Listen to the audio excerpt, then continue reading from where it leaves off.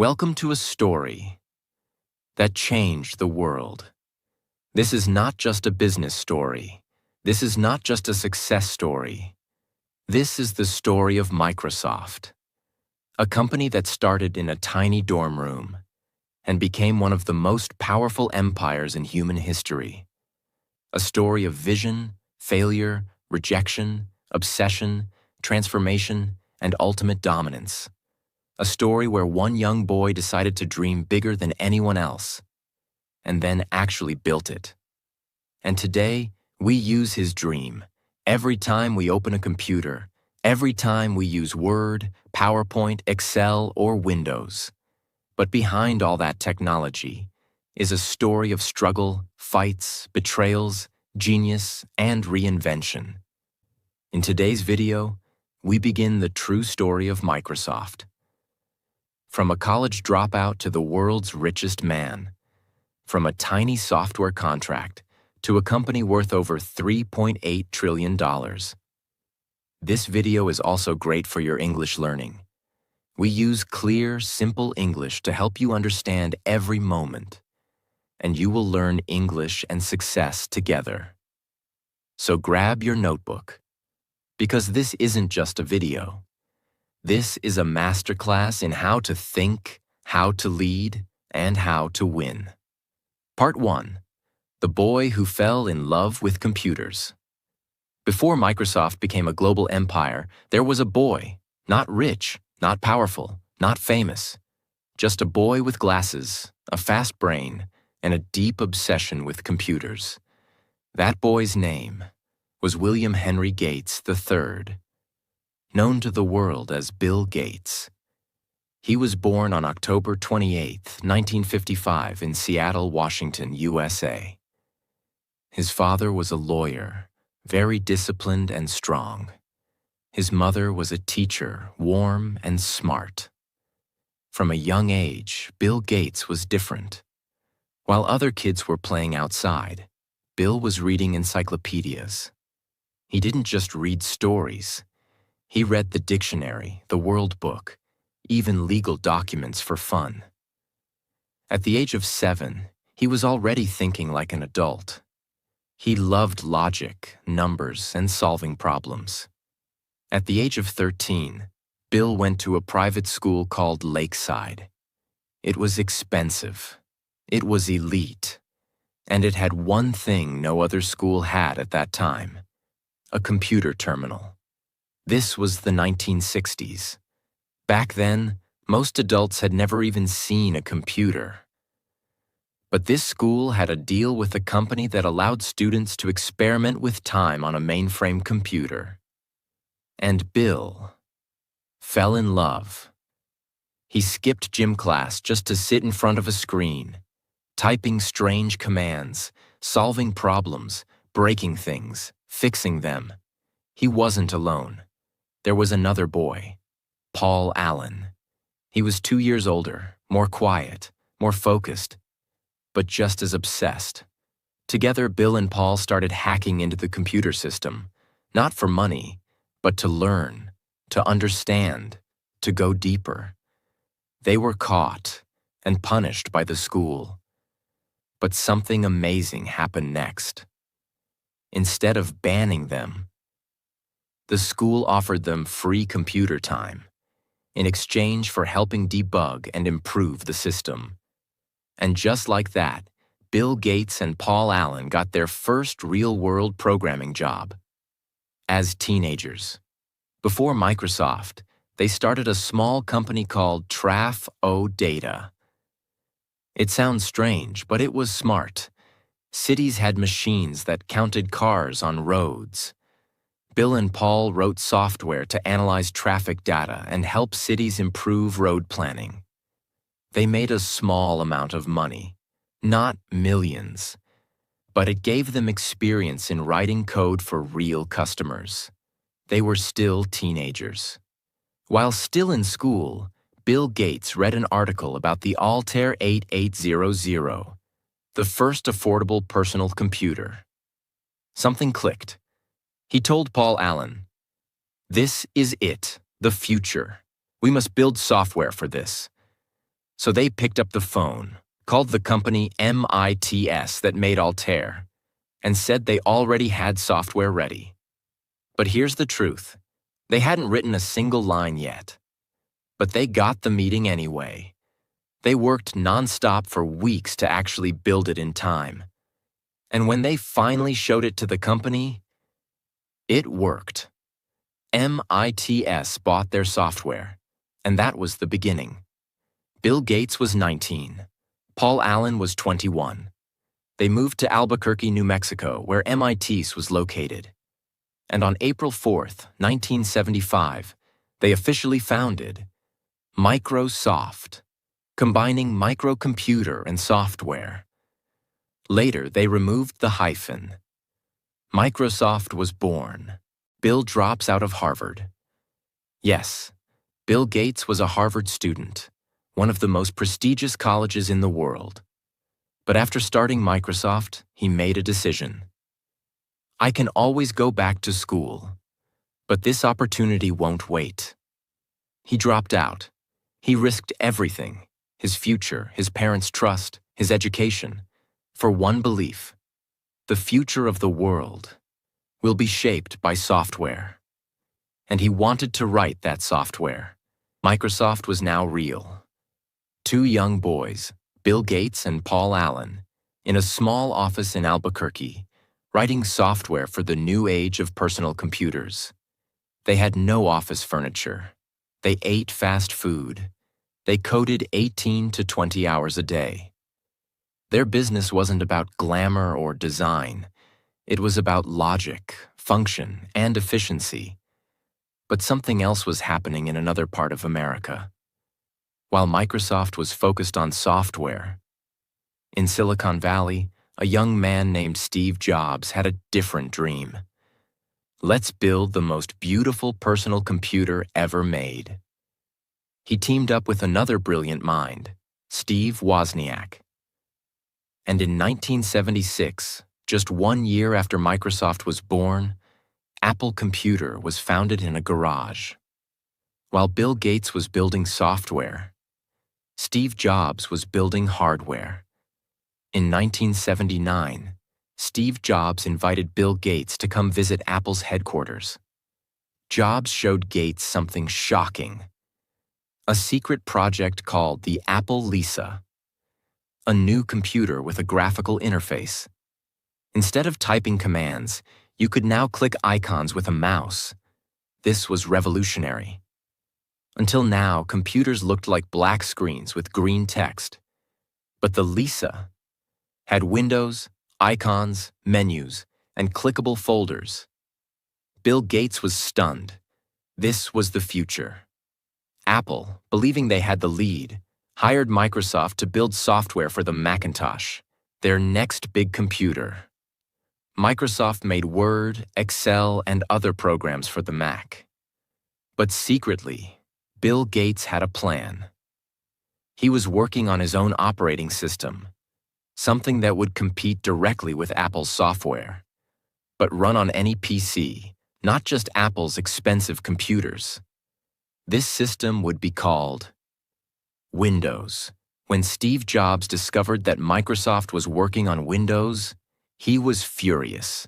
He called Bill Gates and accused him of stealing Apple's ideas. But Bill Gates replied with calm logic. Well, Steve, I think it's more like, we both had this rich neighbor named Xerox, and I broke into his house to steal the TV. But you already stole it. What Gates meant was this: both Apple and Microsoft had borrowed ideas from Xerox, a company that first invented the graphical interface, but failed to see its potential. Jobs took it. Gates took it too. But Gates was more strategic. Instead of building expensive hardware like Apple, Microsoft would build Windows software and sell it to every computer manufacturer in the world. That one move would change everything. In 1985, Microsoft officially launched Windows 1.0. It wasn't perfect. It was slow. It was buggy. But it had something Apple didn't: Open access. Any computer maker, IBM, Dell, Compaq, HP, could install Windows on their machines. And just like that, Microsoft became the default software for millions of new PCs. Windows kept improving. Windows 2.0 came in 1987. Windows 3.0 in 1990. Windows 95. A massive breakthrough came in 1995. That release changed the world. Microsoft launched Windows 95 like it was a rock concert. They paid $3 million to use the Rolling Stones song "Start Me Up" in the commercial. People lined up at midnight to buy it. It sold 7 million copies in 5 weeks. By 1998, over 90% of computers in the world were running Microsoft Windows. Apple couldn't compete with that scale. Microsoft became not just a company, it became a standard. As Windows took over the world, Microsoft became a money machine. Here's how fast it happened. In 1986, Microsoft went public. Opening share price, $21. Within a year, it jumped to $100 plus. Bill Gates became a billionaire at age 31, the youngest billionaire in history at that time. By the late 1990s, his net worth crossed $100 billion. Microsoft became the richest tech company in the world, valued at hundreds of billions of dollars. And remember, this wasn't just one product. Microsoft now had Windows, the core OS, MS-DOS, earlier systems still used in parts, Microsoft Office, Word, Excel, PowerPoint, Internet Explorer, its own browser, Outlook and Exchange, email and business tools. Bill Gates was not soft. He was known for his aggressive management style. He would grill his employees during meetings. He had a sharp tongue and quick mind. He worked 16-hour days and expected others to do the same. But he also had incredible focus.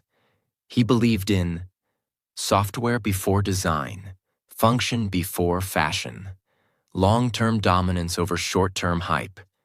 He wasn't building something beautiful. He was building something essential, and the world started depending on it. By 1999, Microsoft was worth over $600 billion, running on over 90% of the world's computers, holding a monopoly in the software market. Part 2. The Fall of a Giant, Lawsuits, Mistakes, and the Fight for Survival. By the late 1990s, Microsoft was everywhere. It was no longer just a software company. It was a tech empire. Windows was on over 90% of all computers. Microsoft Office was used in homes, schools, and companies. Bill Gates was the richest man in the world. The company had over $40 billion in revenue per year. Its market cap had crossed $600 billion, more than most countries' GDP. But when you become that big, something else also becomes big. The target on your back. Competitors were angry. Smaller companies felt crushed, and governments began asking a question: is Microsoft too powerful for the world's good? In 1998, the United States government officially filed a lawsuit against Microsoft. The accusation was serious. Microsoft is using its power to crush competition. The government said Microsoft was forcing computer makers to use Windows only, killing off smaller competitors, giving away Internet Explorer for free to destroy other browsers like Netscape, controlling the software world like a monopoly. This wasn't just a small case. This was the largest antitrust case since the U.S. broke up AT&T in the 1980s. The case began. And suddenly, Bill Gates, once seen as a genius and innovator, was painted as a greedy, ruthless monopolist. One of the biggest mistakes Microsoft made was an interview. During the trial, Bill Gates gave a video deposition, a recorded testimony. But instead of helping, it became a disaster. He appeared angry, sarcastic, defensive. He gave short answers. He refused to accept obvious things. He looked arrogant. The public reaction was strong.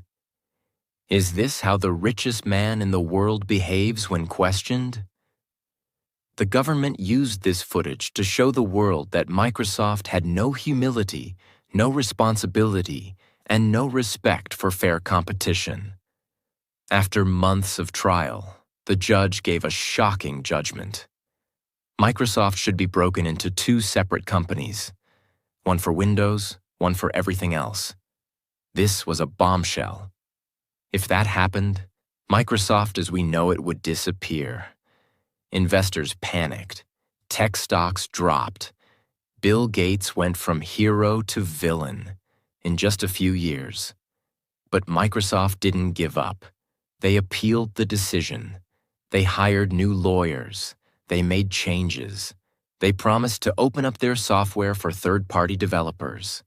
And in the year 2001, after years of fighting, the final decision came. Microsoft will not be broken up, but it must follow strict rules to avoid abusing its power. They survived, but the damage was done.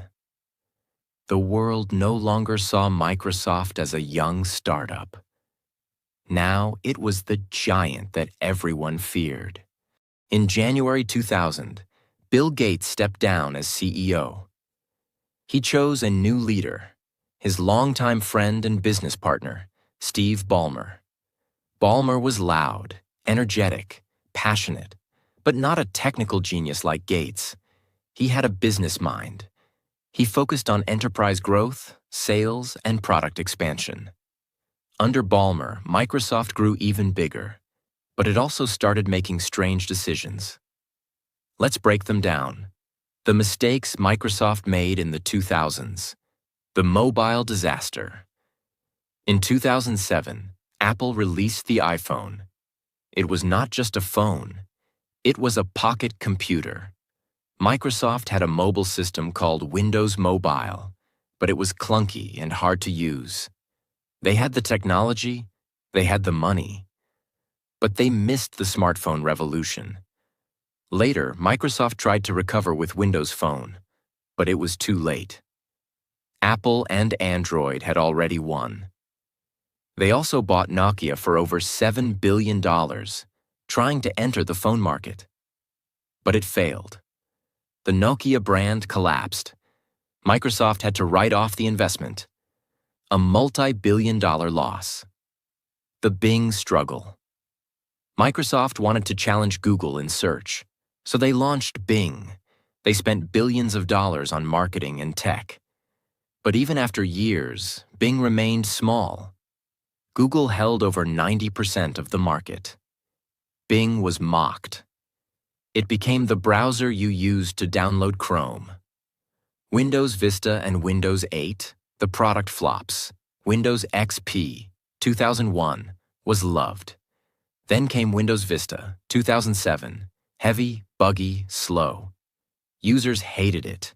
It damaged Microsoft's image. Then came Windows 8, 2012, a confusing design with no start menu. The familiar experience was gone. Again, users were angry. Businesses refused to upgrade. People called it a disaster. While Apple was creating magic with iPhones, iPads, and MacBooks. While Google was inventing Gmail, YouTube, Android, and Maps, Microsoft became known for slow software, ugly phones, complicated updates, weak innovation. People said, Microsoft is big, but it's not exciting anymore. The world had changed. Apple had the cool factor. Google had the future. Amazon was building its cloud empire.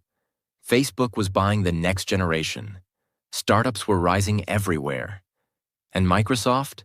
It was still selling Word and Windows. But the fire was gone. That's when a man quietly stepped into the CEO's chair. He wasn't loud. He didn't wear black turtlenecks. He wasn't a billionaire genius. He was an engineer, a thinker, a man of calm energy. His name was Satya Nadella. Who is Satya Nadella? Born in Hyderabad, India in 1967. Studied electrical engineering in India. Moved to the US for higher studies. Got a master's in computer science. Later earned an MBA while working. Joined Microsoft in 1992. For over 20 years, he worked inside Microsoft, in silence.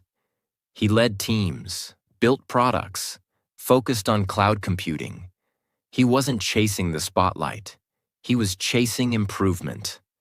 And when he became CEO in 2014, few outside the company even knew his name. But what he did next changed everything. Satya Nadella didn't start by launching a product. He didn't start with profits or spreadsheets. He started with people. At that time, Microsoft had become slow, political, divided, full of ego and internal competition. Teams didn't work together. Leaders were afraid to take risks. Satya knew, before changing the product, he had to change the mindset. So he introduced a new philosophy. Don't be a know-it-all. Be a learn-it-all. He pushed the company to listen, learn, collaborate, and adapt. He told engineers, don't protect your product. Fix it. He told leaders, don't talk about yourself. Talk about what problem you're solving. He encouraged humility, empathy, and innovation. This shift, though invisible, was the real beginning of Microsoft's comeback. Satya Nadella had a clear vision. The future of computing is in the cloud. So instead of putting all energy into Windows or Office disks or phone hardware, he focused on something bigger: Azure, Microsoft's cloud platform. At the time, Amazon Web Services, AWS, was the leader in cloud. Microsoft was far behind. But Satya didn't care about competition. He cared about execution. He invested billions of dollars into building data centers around the world. He told businesses, let us run your software, your storage, your computing from our cloud. And slowly, companies listened. Azure grew fast. From a small division, it became a core engine of Microsoft's growth. Today, Azure generates tens of billions of dollars every year and is now neck and neck with AWS in global market share. It became one of the most profitable, scalable, and future-proof businesses in the tech world. Under old Microsoft, anything outside Windows or Office was a threat. Linux, enemy, Android, competition, iOS, ignored, open source, rejected. But Nadella saw things differently. He said, we're not here to fight the past. We're here to serve the future. So he made bold decisions. Microsoft joined the Linux Foundation, released software for Android and iOS, made Office available on Mac, iPad, iPhone, and Android phones, supported open source projects on GitHub. It was shocking, but it worked. Developers who once hated Microsoft began to trust it again. Instead of selling Office on CDs, Microsoft made it a cloud subscription, Office 365. For a small monthly fee, users got Word, Excel, PowerPoint, 1 terabyte of cloud storage, email, Outlook, Teams for video meetings. This model was genius. It gave users constant updates. It gave Microsoft monthly recurring revenue. And it created a sticky ecosystem that people stayed in. While Sony's PlayStation dominated the console market, Xbox had always been second. But under Satya Nadella, Microsoft started thinking long-term. Instead of just selling consoles, they focused on Game Pass, a subscription service for gamers. For $10 to $15 per month, users could play hundreds of games across Xbox, PC, and cloud. This made Microsoft different. They weren't selling boxes. They were selling freedom to play. By 2024, Xbox Game Pass had over 25 million subscribers, and Microsoft's gaming division was generating over $16 billion per year. During the pandemic, remote work became the new normal. Video calls, online meetings, team collaboration. Microsoft launched Teams, an all-in-one workspace for chat, video, files, and meetings. Within just 2 years, Teams grew from 20 million to over 280 million users. It became essential, not just for companies, but for schools, hospitals, and governments. Satya Nadella made bold billion-dollar investments that shocked the tech world. 1. LinkedIn, 2016, for $26.2 billion. Everyone asked, why? But it worked. LinkedIn's user base exploded. Microsoft integrated it into Office, Outlook, and AI tools. Today, it makes over $15 billion per year. 2. GitHub, 2018, for $7.5 billion. A platform for developers. This was a trust play. Microsoft told coders, "We support your work." GitHub kept growing, and so did Microsoft's image among developers. 3. Activision Blizzard, 2023, for $69 billion. The largest gaming acquisition in history. Microsoft now owns Call of Duty, Candy Crush, World of Warcraft, and more. A massive move to dominate gaming across console, cloud, and mobile. Let's look at what happened to Microsoft under Satya Nadella's leadership. Market cap, from $300 billion to over $3.8 trillion. Azure cloud revenue, $70+ billion annually. Office 365 revenue, $50+ billion annually. Gaming, over $16 billion annually. Stock price, grew more than 10 times in less than 10 years. Microsoft became the world's most valuable company again. More than the money, Nadella brought humanity back to Microsoft. He talked about his personal journey. His son Zane was born with cerebral palsy. He spoke openly about empathy, pain, and seeing the world through others' eyes. He built a company that wasn't just about code, but about people. Part 3. The future in their hands. How Microsoft is quietly building the next world with AI. By the time the world noticed the AI revolution, Microsoft was already ahead of it. Other companies were still talking about what artificial intelligence could do. But Microsoft? They were already doing it. Building, investing, and integrating AI into everything they touched. This wasn't a small shift. This was the beginning of a new era. And Microsoft had prepared for it long before anyone else understood how big it would be. What is AI? And why it matters for Microsoft? AI, or artificial intelligence, is no longer just about robots or science fiction movies.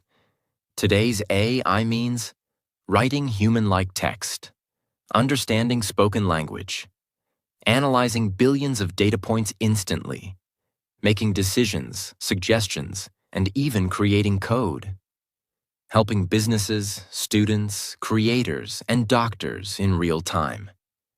Microsoft saw AI not as a feature, but as a new platform, like Windows was in the 90s, or the Internet was in the 2000s.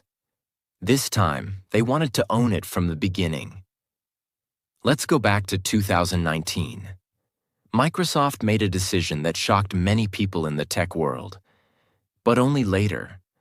They partnered with a small but powerful company called OpenAI, the creators of ChatGPT.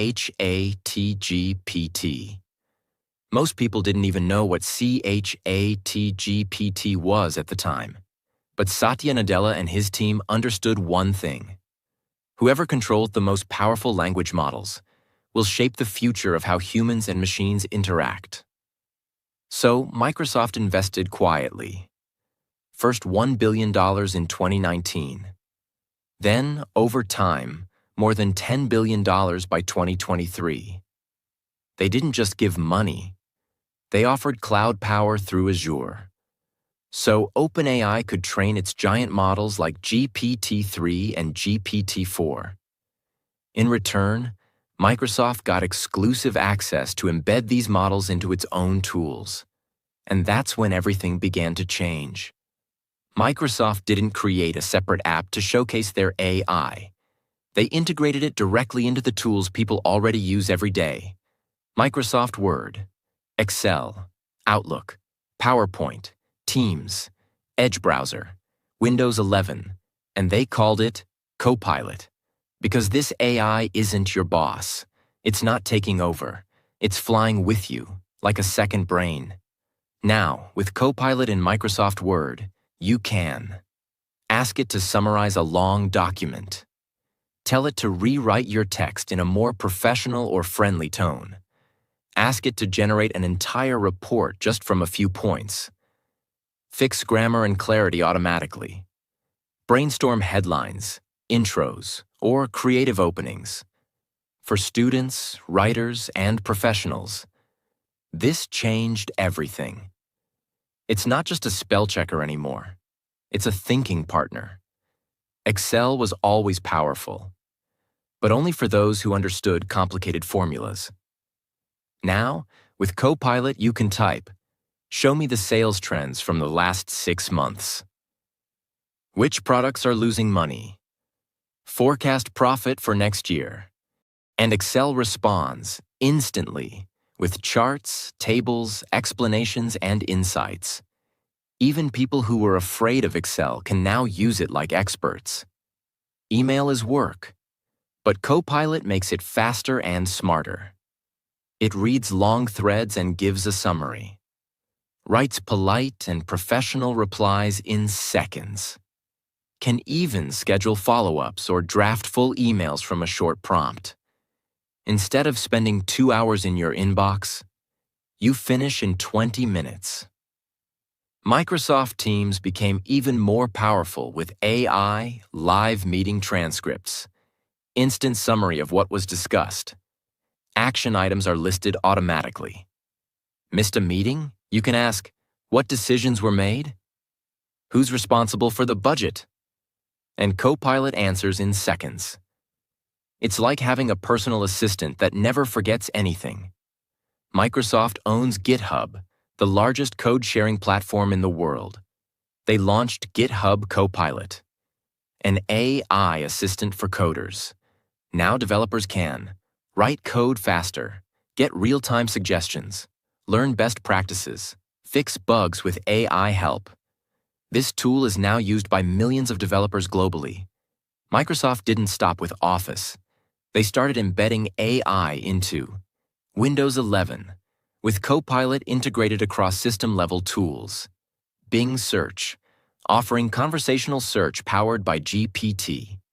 Edge browser, summarizing websites, generating content. Azure AI services, allowing businesses to build their own AI-powered apps.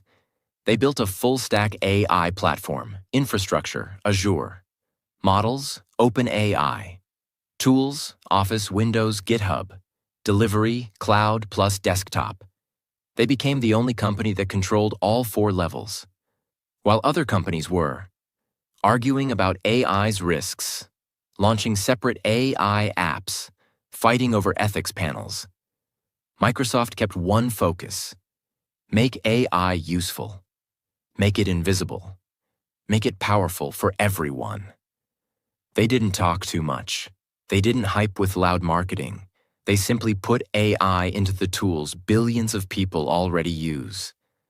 This quiet power is exactly what makes them dangerous to competitors and essential to the future. Build AI safety teams, created internal responsible AI guidelines, and worked closely with researchers to prevent misuse of large models. Their goal wasn't just speed. It was safe speed, something other companies struggled to balance. Doctors. Summarize medical records instantly. Lawyers. Scan thousands of legal documents in seconds. Students. Learn faster and get answers in real time. Businesses. Reduce cost and increase productivity. Teachers. Create lesson plans in minutes. Writers. Create articles, books, and scripts. Coders. Build apps and websites 3 times faster. They're not replacing people. They're amplifying them. Satya Nadella rewrote the company's mission as to empower every person and every organization on the planet to achieve more. And now, with AI, they're doing exactly that. They're no longer chasing the world. They're building what the world will use next. Education. Giving every child a window to the world. Before, if you didn't have a teacher, a library, or a proper school, you had no way to learn. Now, Microsoft tools are turning walls into windows and villages into classrooms. Microsoft Teams for Education. Used in over 180 countries, Teams is not just for business. It connects students to teachers, schools to each other, parents to school progress. In countries like India, Ghana, and Brazil, Microsoft helps small schools bring world-class education into classrooms that once had only chalkboards. Children who had never seen a computer now attend live lessons, submit homework, and ask questions, all through Teams. Reading Progress. Microsoft launched Reading Progress inside Teams, a tool where students can read out loud and AI tracks their speed, accuracy, and pronunciation. It helps teachers support students one by one, even in overcrowded classrooms. And the best part? It works even with weak internet, designed for developing countries. This is AI for education at a level that matters. Immersive Reader. A tool inside Word and Teams. It helps dyslexic children, non-native English learners, visually impaired students. It reads text aloud. It highlights words as it reads. It breaks complex language into understandable chunks. Now, a student in rural Kenya learning English for the first time can read confidently without needing a private tutor.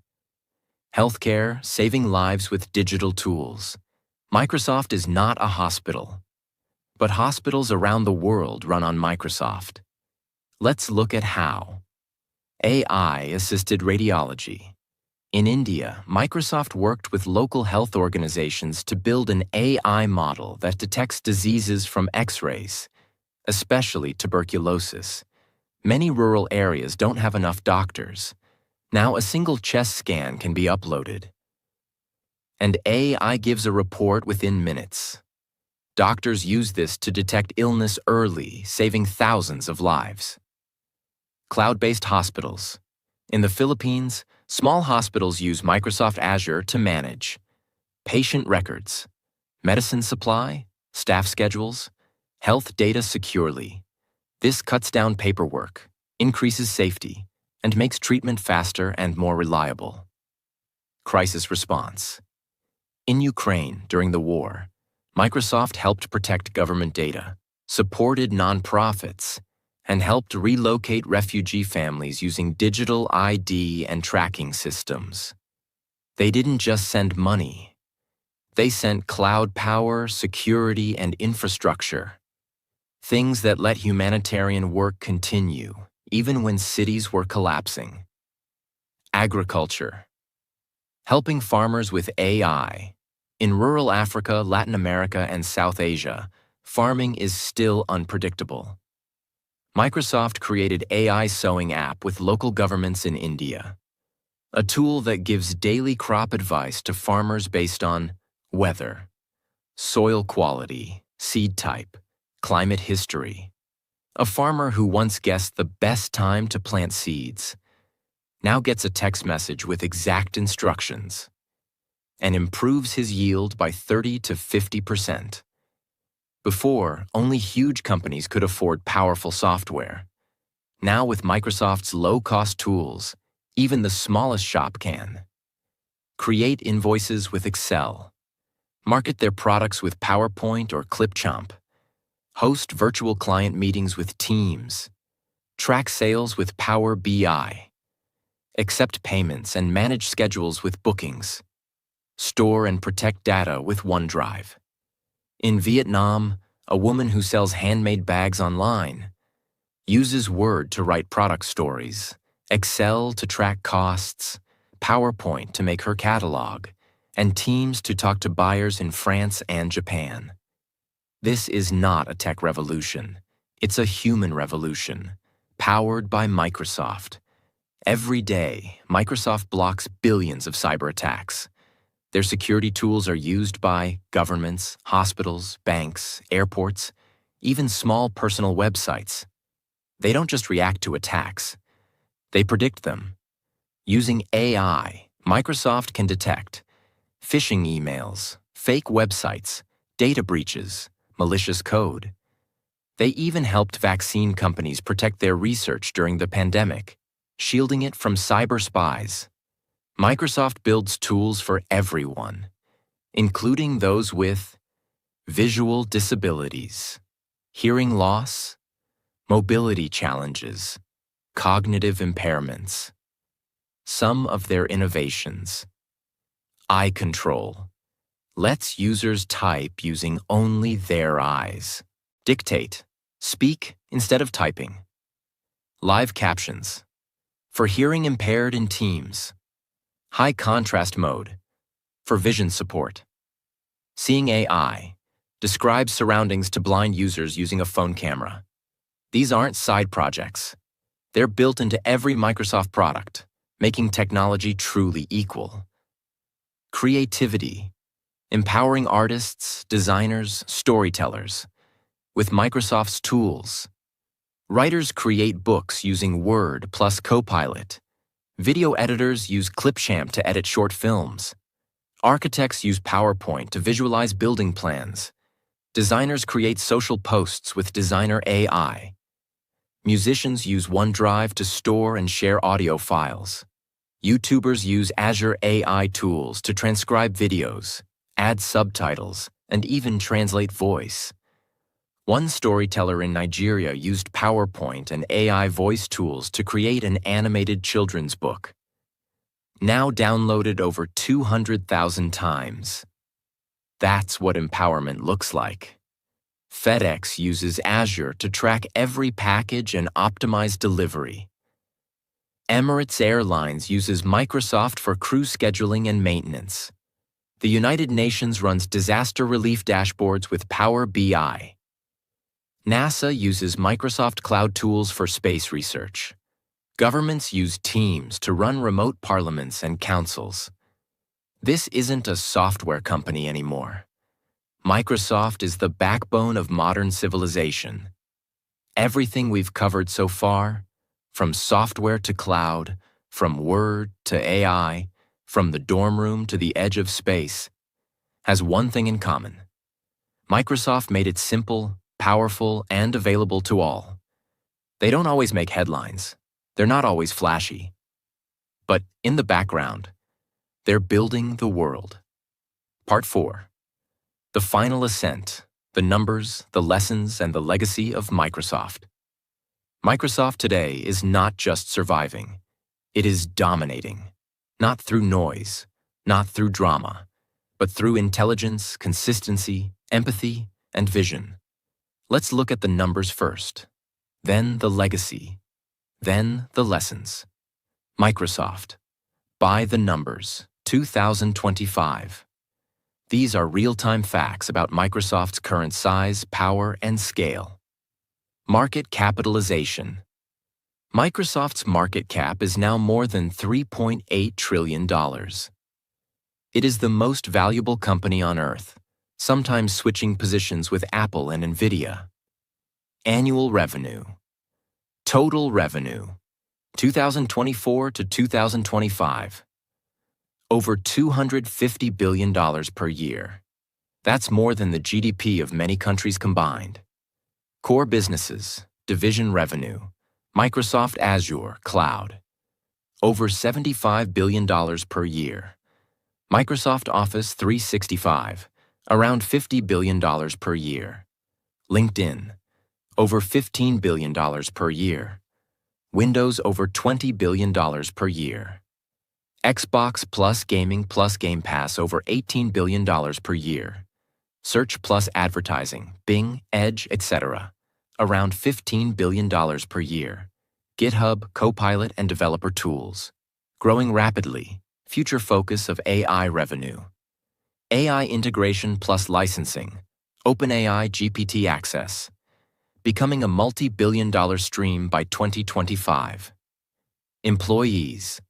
Over 225,000 employees in more than 190 countries. Offices on every continent, from Tokyo to Nairobi, London to São Paulo. Infrastructure. Over 60 data regions across the world, hosting AI, cloud, gaming, government, and military systems. Global reach. Microsoft products are used by over 1.5 billion people. Over 400 million Windows 11 users. Office 365 is used in more than 90% of Fortune 500 companies. AI leadership. Microsoft has invested over $13 billion in OpenAI. Integrated GPT-4, Copilot, and AI APIs into its full ecosystem, leading the enterprise AI market globally. Now let's talk about something even bigger than numbers. This is not a story about software anymore. This is a story about human potential. Microsoft didn't just sell tools, it helped build dreams. From students in Africa writing essays with Word, to researchers in Europe running simulations on Azure, to doctors in India scanning X-rays with AI, to grandmothers in America using Skype to call their grandchildren, to developers in Indonesia building apps on GitHub. Microsoft gave people power, and it did it quietly, without showing off, without chasing attention. Just like a good operating system, it worked in the background and let others shine in the front. Let's remember where it all started. A 13-year-old boy in Seattle, reading books, skipping gym class to use the school computer. That boy's name was Bill Gates. He teamed up with his friend, Paul Allen, and together they created a language for a machine no one believed in. From that tiny contract, to building Microsoft in a small office with no furniture, to creating Windows, Office, and Word, they didn't just write code. They rewrote how we live. But the journey wasn't perfect. Microsoft was sued. Microsoft was hated. Microsoft made terrible products. Microsoft almost missed the mobile revolution. Microsoft almost became irrelevant. But then came another quiet man. Not loud, not flashy, not famous. Satya Nadella, an engineer from India who brought back humility, empathy, and bold thinking. He didn't rebuild Microsoft's image with marketing. He rebuilt it from the inside, with culture, cloud, and care. And under him, Microsoft did something very few companies ever do. It came back stronger and wiser. Now here is the most important part of this story. The lessons for your future. 1. Start small, but think big. Microsoft began with one contract, one machine, and a few lines of code. You don't need to start big, but you must think big and think with clarity. 2. Build useful things. Microsoft didn't chase trends. It built what people actually needed. Word to write, Excel to calculate, Windows to connect, Teams to communicate, Azure to grow. Ask yourself, what does the world need that I can build? 3. Be ruthless with vision, but kind with people. Microsoft was often aggressive with competition. But Satya Nadella brought compassion, humility, and teamwork. He proved that you don't have to be rude to be successful. You can be strong and still kind. 4. Fail, learn, repeat. Microsoft made huge mistakes. Zune, Vista, Windows 8, Nokia, Internet Explorer, Bing, early years. But they kept learning, kept listening, kept rebuilding. You are not defined by your mistakes. You're defined by your response to them. 5. Evolve or die. Microsoft could have died when the world moved to smartphones, cloud, AI, remote work, cross-platform tools. But it evolved, and now it leads. Comfort is the enemy of greatness. 6. Let others win with you. Microsoft is powerful today, not because it wins alone, but because it builds platforms where others can win too. Developers on GitHub, startups on Azure, students using Copilot, teachers using Teams, gamers using Game Pass. Don't build a throne, build a stadium. Let others rise because of your work. Microsoft is not just a company, it's a reminder that the biggest companies in the world are often built in quiet rooms by normal people who just refuse to give up. So if you're watching this video and you have a dream, an idea, or even just a feeling that you're meant to do something more, don't ignore it. Build it. Start with what you have. Work with what you know. And believe, even when no one else does. Microsoft's story doesn't end here, because it's still writing it. With every line of code, every AI model, every lesson, every teacher, and every dreamer it empowers. But your story? That's just beginning. Thank you for watching the full story of Microsoft, from a dorm room to a $3.8 trillion empire.